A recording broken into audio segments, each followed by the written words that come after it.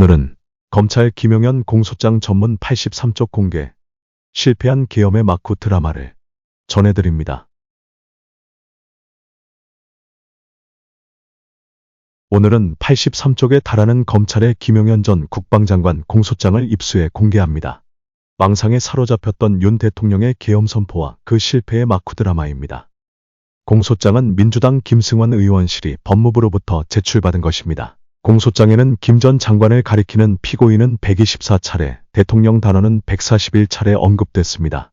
이는 대통령실과 대통령 비서실장은 제외한 숫자입니다. 김용현의 공소장은 윤 대통령의 혐의를 적시한 대통령 공소장의 성격인 셈입니다. 물론 이는 검찰의 입장에서 본 것이고요. 이 공소장을 통해 비상계엄을 전후하여 망상에 사로잡혔던 윤 대통령 행적을 얼마간 엿볼 수 있습니다. 인터넷 신문 최보시기언론에 들어가면 전문이 수록돼 있습니다. 공소장에서 11가지 장면만 발췌 소개하겠습니다.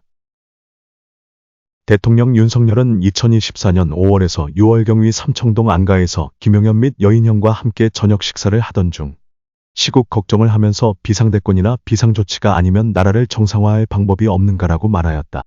대통령 2024년 6월 중순경에도 위 삼청동 안가에서 김용현, 여인형, 곽종근, 이진우 및 합동참모본부 차장인 현 지상작전사령관 강호필과 함께 저녁 식사를 하면서 시국 상황에 관해 이야기하였고, 김용현은 대통령 윤석열에게 이 4명이 대통령께 충성을 다하는 장군이라고 말하였다. 2024년 8월 초순경 저녁 대통령 관저에서 김용현, 여인형과 함께 있는 자리에서 정치인과 민주노총 관련자들에 대해 언급하면서 현재 사법체계하에서는 이런 사람들에 대해 어떻게 할 방법이 없으므로 비상조치권을 사용하여 이 사람들에 대해 조치를 해야 한다는 취지로 말하였다.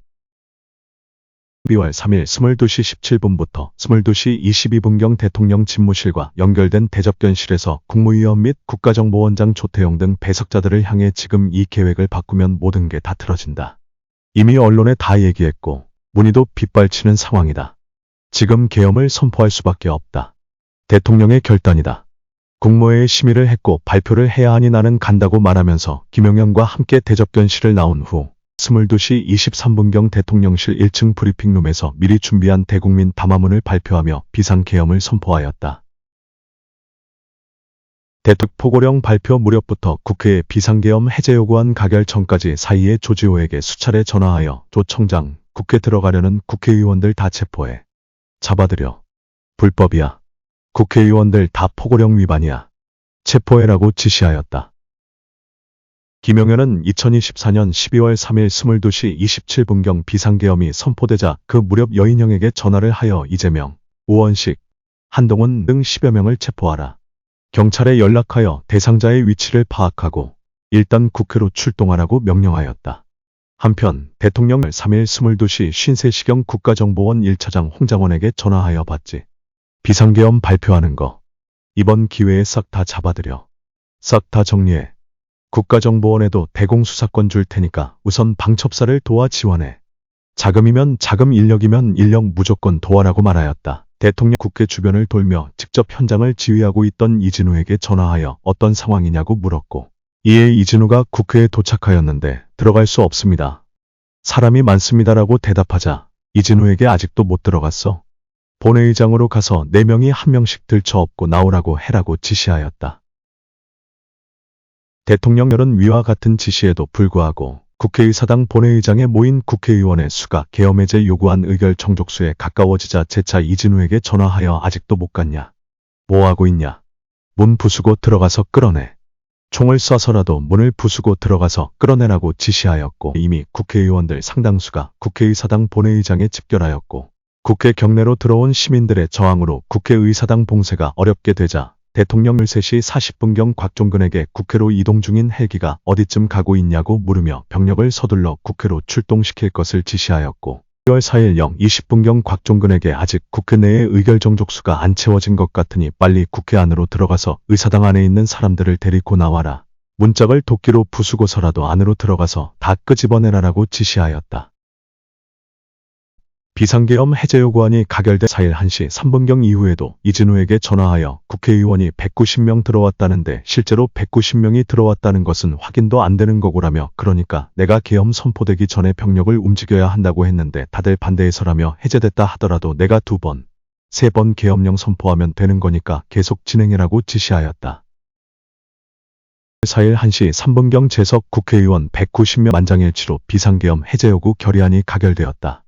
그러나 대통령은 즉각 비상계엄 해제를 발표하지 아니하고 합동참모본부 지하에 위치한 모실에서 김용현 계엄사령관, 박안수 국가안보실 2차장, 국방비서관 등과 관련 논의를 계속하였다. 김용현은 2024년 12월 4일 2시 13분경 곽종근에게 중앙선거관리위원회에 병력을 재차 투입할 수 있는지 문의하였고, 곽종근으로부터 어렵다는 취지로 답변을 듣게 되자 그 무렵 김용현의 명령에 따라 작전을 수행한 군 지휘관들에게 우리 군이 통수권자이신 대통령님의 명을 받들어 임무를 수행했습니다. 그러나 중과부적으로 우리가 원하는 결과가 되진 않았지만 그래도 우리는 우리의 할 바를 다했다고 생각합니다. 여러 가지 어려운 여건에서 임무를 완수해준 우리 수방사, 방첩사, 특전사, 지작사 그리고 여기에 함께하고 있는 우리 지통실 참모들 합참의장님 포함해서 모든 분들께 고맙게 생각합니다. 수고했습니다라고 발언하였다. 이후 대통령 4일 4시 26분경 비상계엄 해제를 발표하였고, 국무총리 한덕수의 주재로 4시 27분경 국무회의가 개최되어 참석자 13명 전원 합의로 비상계엄 해제안이 의결되었고, 국방부는 2일 32분경 국회, 중앙선거관리위원회 등에 출동하였던 모든 병력들이 원소속 부대에 복귀하였음을 발표하였다. 이상으로 검찰 공소장에 나오는 11개 장면을 전해드렸습니다. 여러분은 어떻게 들었습니까?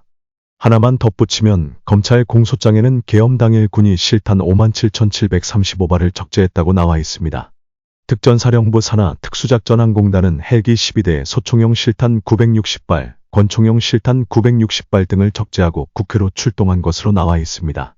또 유사시 사용할 추가 실탄 54,000발을 수송차량에 싣고 즉시 공급할 수 있도록 준비하기도 했습니다.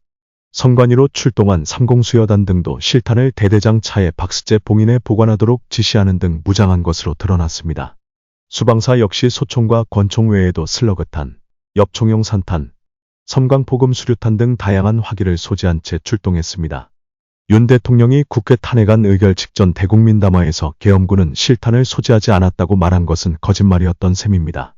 검찰의 김용현 공소장을 통해 비상계엄 전후 망상에 사로잡혔던 윤 대통령 행적을 얼마간 엿볼 수 있습니다. 인터넷 신문 최보시기 언론으로 들어오면 83쪽 공소장 전문을 볼 수 있습니다. 포털 검색창에 최보시기 언론을 입력해도 되고 bozik.co.kr을 치면 됩니다.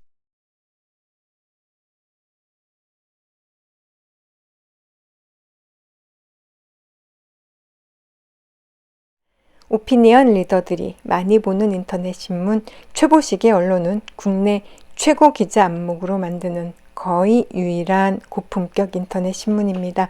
이 신문을 보는 여러분도 고품격 독자이십니다. 인터넷 포털 사이트 검색창에 최보시기 언론 검색해서 들어와서 함께 해주세요.